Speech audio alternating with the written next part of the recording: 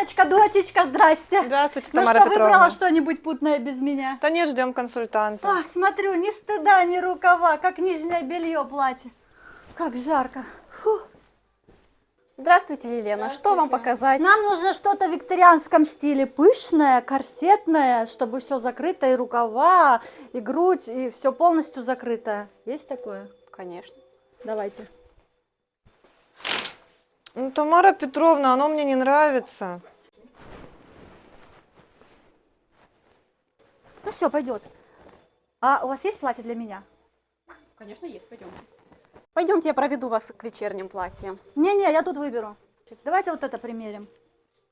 Красивое. Мы с сыночком на нашем празднике должны выглядеть великолепно. Мы с ним везде хорошо смотримся. Да. Да-да. Ну все, мы берем, заверните. Отлично. Спасибо.